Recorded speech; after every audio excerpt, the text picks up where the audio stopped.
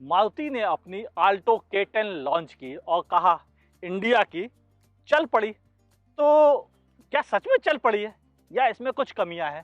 क्या क्या कमियां हैं वो भी बात करते हैं, क्या क्या अच्छाइयां हैं वह भी बात करते हैं। मैं हूं आपका होस्ट अमित और आप देख रहे हैं आस्क कार गुरु।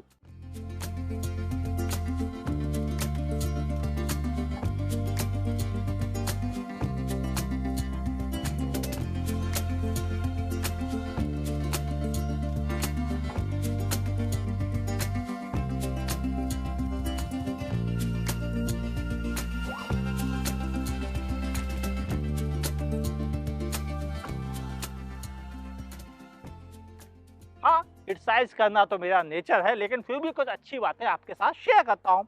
बड़ी सी हेडलाइट विद इंडिकेटर मिलते हैं, यहाँ पे हनीकॉम्ब ग्रिल मिलती है, सुजुकी का लोगो है। सैडली कोई फॉग लैंप नहीं है, लेकिन ये डिजाइन अच्छी लगती है। ऊपर छोटे छोटे से कर्व्स दे रखे गए हैं, जिनकी वजह से कार का लुक काफी अच्छा फील होता है। आइए अब आपसे बात कर लेते हैं कि क्या क्या और उपलब्ध है। साइड प्रोफाइल दिखाने से पहले आपको बता दूं, आपको मिलता है एक रेगुलर एंटीना जिसका रिसेप्शन काफ़ी अच्छा है, और यहाँ मिलता है आपको एक ORVM।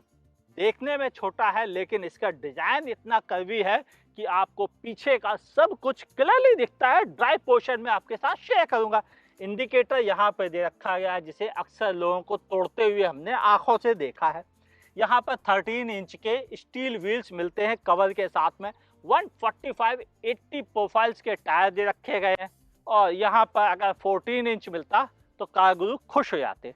नीचे मिलती है 167 mm की ग्राउंड क्लियरेंस, और बॉडी कलर में ही दो हैंडल दे रखे गए हैं, वो उठा के खोलने वाले।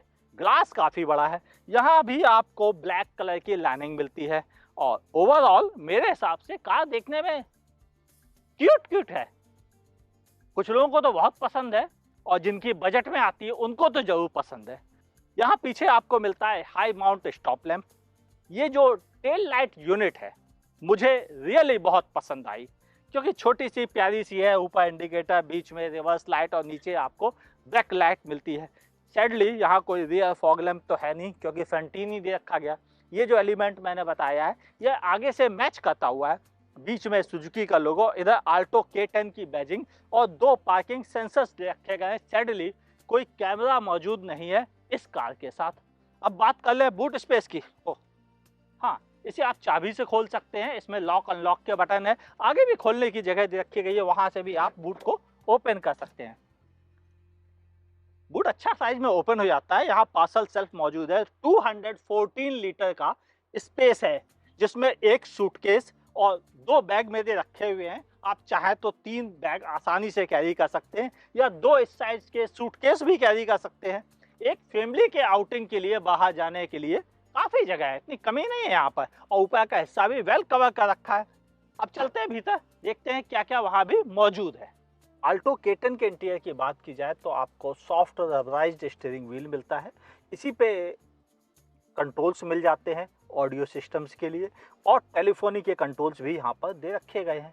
सामने डिजिटल इंस्ट्रूमेंट पैनल मिल जाता है, जिसमें आपको स्पीडोमीटर मिल जाता है, कितना फ्यूल बचा है ये इन्फॉर्मेशन भी आपको मिल जाती है। यहाँ पर इन्फॉर्मेशन मिल जाती है आपको टेम्परेचर कितना है आउटसाइड का, एंड्रॉयड ऑटो, एप्पल कारप्ले भी है, फ्यूल एफिशिएंसी की इन्फॉर्मेशन मिल जाती है, डिस्टेंस टू एम्प्टी के इन्फॉर्मेशन आपको यहीं पर मिल जाती है। यानी ज़रूरत की सारी इन्फॉर्मेशन आपको इस स्क्रीन पर मिल जाती है। और यह 7 इंच का टच स्क्रीन इंफोटेनमेंट सिस्टम है, जिसका टच रिस्पॉन्स भी रीजनेबल गुड है, और साथ ही यह काफ़ी क्रिस्प भी है। और एंड्रॉयड ऑटो, एप्पल कारप्ले होने की वजह से थोड़ा लेवल भी इसका ऊंचा ही है। यहाँ पर आपको पावर विंडो के स्विच मिलते हैं, नीचे आपको एयर कंडीशनिंग यूनिट के स्विच मिलते हैं, और ठीक नीचे आपको एक 12 वोल्ट पावर सॉकेट, एक USB port, aux input. USB actual में एंड्रॉयड ऑटो के लिए भी काम करता है, और जिस पर इस समय मेरा मोबाइल चार्ज हो रहा है। सैडली यहाँ पर इतनी जगह नहीं है कि मोबाइल को अच्छे से रखा जा सके। 2 कप होल्डर जरूर मौजूद है, और ये 5 स्पीड का गियर बॉक्स, जिसका कि रिस्पॉन्स भी काफ़ी अच्छा है, लगाने में भी काफ़ी ईजी है, और जरा सी भी जगह अटकता फटकता बिल्कुल नहीं है। और आपको मिलता है एक छोटा सा ग्लो बॉक्स, और यहाँ पर आपको IRVM है। हालांकि इसमें डे नाइट का ऑप्शन नहीं है। अब पूरे केबिन की बात की जाए, प्लास्टिक क्वालिटी हार्ड ही इस्तेमाल की गई है, लेकिन देखने में अच्छी है, टच में भी फ्रेंडली काफ़ी है। ऊपर का हिस्सा लाइट कलर में मौजूद है, सीट्स काफ़ी सपोर्टिव हैं और सही साइज की है मेरी जैसी बिल्ट वाले व्यक्ति के लिए। अंडर थाई सपोर्ट थोड़ा और बेटर हो सकता था। ओवरऑल मुझे इस केबिन में कोई बड़ी शिकायत नहीं है, सिवाय इस चीज़ों को कह दूं कि थोड़ा पैसा और लगाते तो हो सकता है आपको थोड़ा बेटर केबिन मिल जाए। बाकी इस पैसे के हिसाब से फुल पैसा वसूल। अब देखते हैं पीछे कितनी जगह है और पहले मैं इस सीट को अपने हिसाब से एडजस्ट कर लेता हूँ कि मैं किस पोजीशन पर ड्राइव करता हूँ। आइए अब चलते हैं पिछली सीट पर। देखिए आना जाना काफ़ी आसान है, कोई दिक्कत नहीं। अब बात करते हैं आपसे कितना स्पेस है यहाँ पर। नी रूम काफ़ी अच्छा, लेग रूम बहुत ज़्यादा अच्छा। मेरी सीट मेरी ड्राइविंग पोजीशन के हिसाब से और मेरी हाइट है 5 फुट 10 इंच। मैं थोड़ा दूसरों से 1 इंच आगे करके सीट चलाना पसंद करता हूँ। हेडरूम ठीक ठीक है, कोई बड़ी कमी नहीं लगती मुझे यहाँ पर। ग्लास एरिया भी काफ़ी अच्छा है, बस ये विंडो जो है पावर मौजूद नहीं है यहाँ पर, मैनुअली आपको करना पड़ेगा। बेंच का डिज़ाइन ठीक ठीक है, थोड़ा और अंडर थाई सपोर्ट होता तो ज़्यादा अच्छा लगता, क्योंकि जब इतनी जगह थी तो सीट को भी थोड़ा और लंबा बनाया जा सकता था। ऐसे ही एक चीज़ और मिस कर रहा हूँ, वो ये कि यहाँ पर आपको एडजस्टेबल हेडरेस्ट नहीं मिलते हैं, क्योंकि अगर ये वाले हेडरेस्ट को ऊंचा करते तो पीछे दिखना बंद हो जाता, और अगर एडजस्टेबल लगाते तो थोड़ी कीमत बढ़ जाती। मेरे हिसाब से कीमत बढ़ाने में कोई बुराई नहीं थी, मारुति को इस पर गौर करना चाहिए था। 3 लोग तो बगैर टच किए एक दूसरे को नहीं बैठ सकते, 2 एडल्ट्स बड़े आराम से बैठ सकते हैं, एक छोटे बच्चे को भी बैठाया जा सकता है। और वैसे इंडिया है, चाहे जितने बैठे हो क्या फ़र्क पड़ता है। पीछे यहाँ पे कोई एसी वेंट नहीं है, लेकिन एक बॉटल होल्डर जरूर मौजूद है यहाँ पर। और पूरा केबिन काफ़ी अच्छा फील भी कराता है। और बीच वाले पैसेंजर के लिए आपको लैप सीट बेल्ट मिलती है 3 पॉइंट सीट बेल्ट की जगह पे, जबकि बाकी सब आपको 3 पॉइंट मिल जाती है। आल्टो K10 नाम से ही समझ में आता है कि इसमें K10 सीरीज का इंजन दिया हुआ है, जिसे K10C कहा जाता है। डुअल जेट डुअल VVT के साथ में यह इंजन आता है। 66 PS की पावर देता है 89 Nm टॉर्क के साथ, और इसके साथ मिलता है आपको 5 स्पीड का मैनुअल ट्रांसमिशन। वैसे 5 स्पीड का AGS AMT भी आता है, और उसका भी मैंने रिव्यू तैयार किया है। अगर आपको देखना हो तो प्लीज़ सर्च कीजिए आस्क कारगुरु आल्टो K10, आपको मिल जाएगा वो वीडियो भी। यहाँ पर मैं सीधे सच्चे शब्दों में कहूँ कि देखो, इंजन लेआउट बिल्कुल नॉर्मल है, इंजन की परफॉर्मेंस रियली शानदार है। हालांकि मुझे जो अटपटा लगा वो ये कि सिंगल कोट पेंट का रखा गया है भीतर के हिस्से में। अगर यहाँ भी डबल कोट होता जैसा कि बाहर किया गया है तो ज़्यादा मज़ा आता मुझे। Overall neat and clean engine layout. चलाने में ही देखते हैं वहाँ कैसा लगता है, ये परफॉर्मेंस दे पाता है या नहीं। आल्टो K10 मैनुअल ड्राइव की बात की जाए तो जो चीज़ आप सबसे पहले हमेशा नोटिस करते हैं मेरे वीडियोस में, बिल्कुल वैसे ही व्यू बहुत अच्छा है। बोनट का भी थोड़ा हिस्सा दिखता है अगर आपकी हाइट ऊंची है तो, अगर वैसे कोई ज़रूरत नहीं। बढ़िया। इन ORVM से भी पीछे का व्यू बहुत अच्छा मिलता है, चाहे इससे हो या इससे हो। इसके लिए तारीफ करनी पड़ेगी इसकी डिज़ाइन की, ना कि साइज़ की, क्योंकि साइज़ में तो ये छोटे हैं लेकिन देखते बहुत सही हैं और मुझे बिल्कुल परफेक्ट लगते हैं। ओवरऑल विजिबिलिटी काफ़ी अच्छी है। अब बात करते हैं राइड क्वालिटी की। देखिए, राइड क्वालिटी अच्छी है, मुझे कोई कंप्लेन नहीं है, क्योंकि यह जिस तरह के प्राइस पे आती है उस हिसाब से बहुत अच्छी है। मेरे अंदाज इसका जिससे कंपटीशन माना जाए उनमें तो यह सबसे अच्छी राइड क्वालिटी प्रोवाइड करता है। अब मैं बात करता हूँ आपसे इसके हैंडलिंग की। हैंडलिंग भी ठीक है, हमेशा बेहतर होना अच्छी बात है, लेकिन ठीक है, नॉट बैड वाला। थोड़ा और बेहतर होने की गुंजाइश हमेशा रहती है। अब कहाँ पर ज़रूरत से ज़्यादा बेहतर होने की गुंजाइश है, वह है इसका स्टीयरिंग रिस्पॉन्स। देखिए, अगर मैंने यूँ कर दी तो यूँ ही रहेगी, अगर मैंने यूँ कर दी तो यूँ ही रहेगी। मतलब स्टीयरिंग इसकी वापस सीधे होने की कोशिश ही नहीं करती है। यानी उन ड्राइवर्स के लिए यह बड़ी दिक्कत की चीज़ है जो लापरवाह ड्राइवर है, या जो मस्त होकर गाने सुनते हुए फ़ोन पे बात करते हुए चलते हैं। उनसे इस गाड़ी को दूर रखना जरूरी है, क्योंकि यह उनके लिए है ही नहीं। यह गाड़ी पूरा अटेंशन मांगती है कि आप चलाते समय स्टीयरिंग पर पूरा अपना कंट्रोल बना के रखें। बाकी मुझे कोई शिकायत नज़र नहीं आई इस कार में। अब आपसे लगे हाथ बात कर लेता हूं फ्यूल इफिशिएंसी की, या पहले बात कर लूं आपसे इंजन रिस्पांस की। चलिए पहले बात करता हूं एक यू टर्न की, ताकि आप समझ सकें कि यह कार शहर के लोगों के लिए कितनी अच्छी है। यू टर्न बड़ा इजी, जरा से भी आपको दिक्कत नहीं होगी यू टर्न लेते समय। फ्यूल इफिशिएंसी, हाँ, मुझे इस कार ने जो अब तक की फ्यूल इफिशिएंसी दी है मैं वो बता देता हूं आपको।